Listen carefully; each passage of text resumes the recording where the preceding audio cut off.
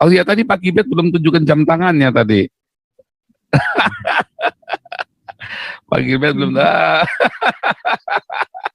Oke, jam tangan Pak Gilbert seharga 2,5 miliar.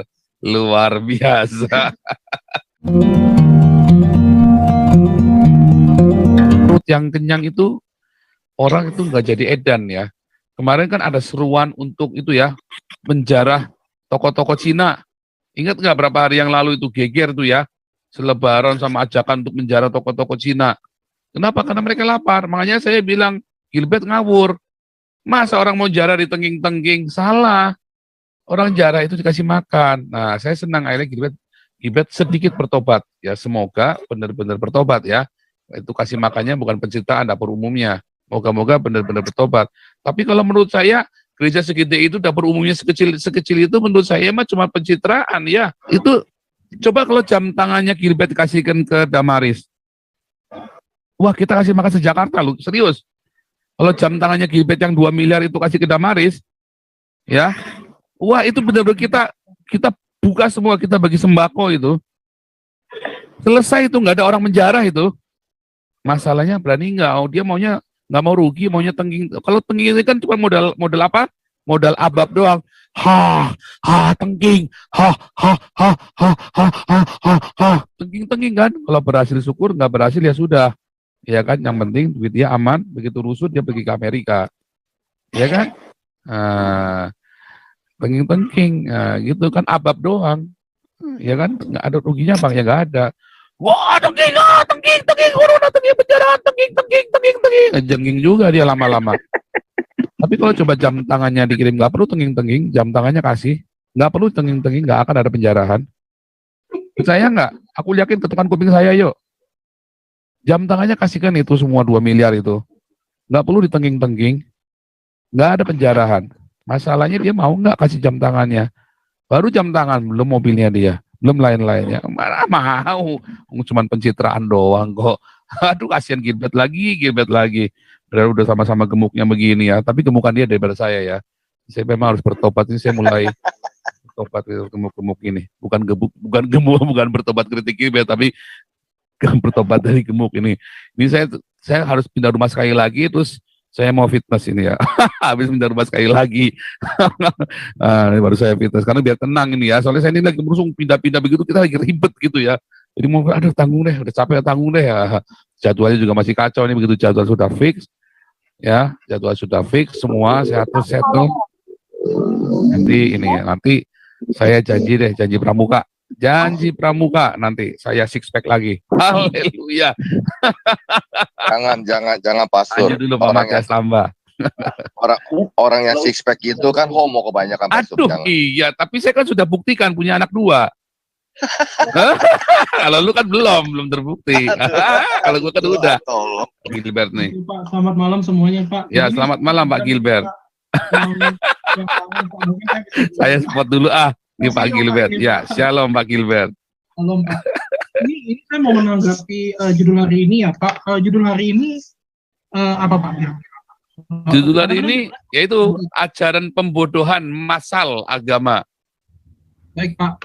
Jadi kan sebelumnya ini saya agak ingin memberikan alternatif ya Pak dari sini Pak, bahwa sebelumnya saya berterima kasih atas kesempatan yang diberikan oleh Pak Paul dan Bapak Ibu di sini.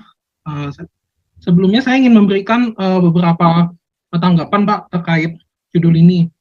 Jadi kan diharapkan di masa sekarang ini Pak, orang-orang itu semakin modern, dia akan semakin jauh dari identitas agama Pak. Tapi kalau yang berdasarkan yang saya baca di Class of Civilizations, karya Samuel Huntington yang membahas tentang isu politik identitas pasca Perang Dingin, itu memang berbeda Pak, yang seperti dari harapan kita. Saya boleh share screen nggak Pak?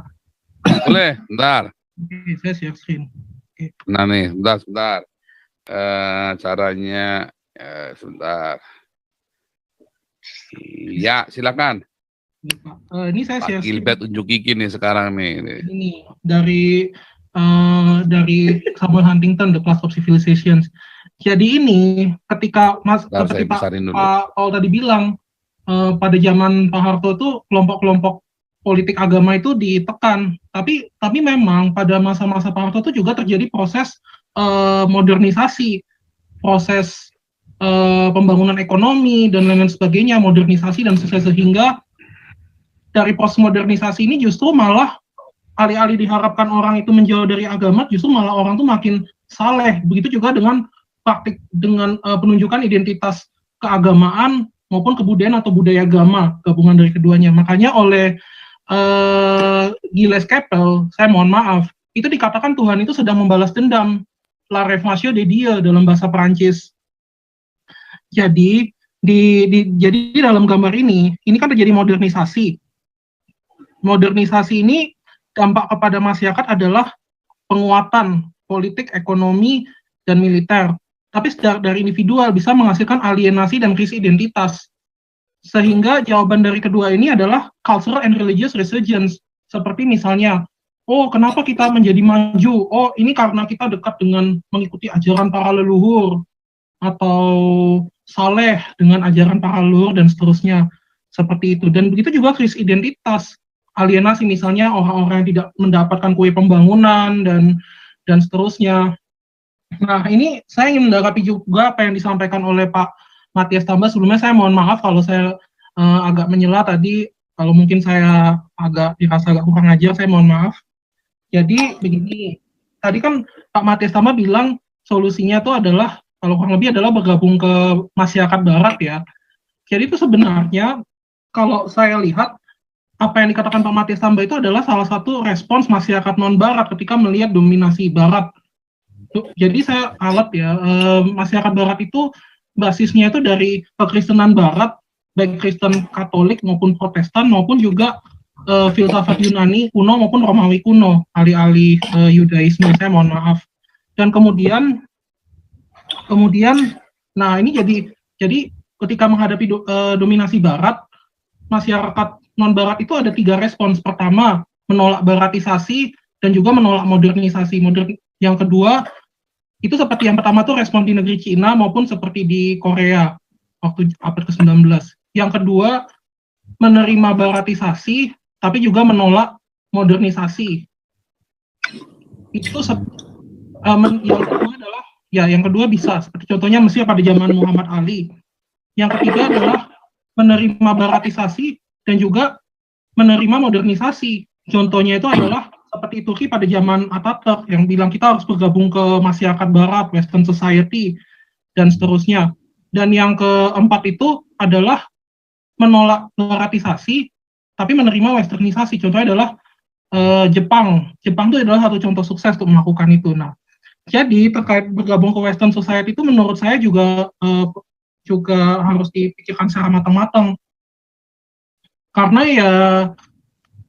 ya menurut saya bisa terjadi alienasi dan krisis identitas seperti contoh dalam kasus Turki. Dalam kasus Turki itu kan terjadi proses baratisasi, kan terjadi yang namanya pembentukan kelompok elit yang disebut Turki putih melawan Turki hitam yang cara beragamanya lebih konservatif, kelas ekonominya kelas menengah ke bawah, rural, atau juga imigran dari rural ke urban, as opposed to Turki putih yang cukup makmur dan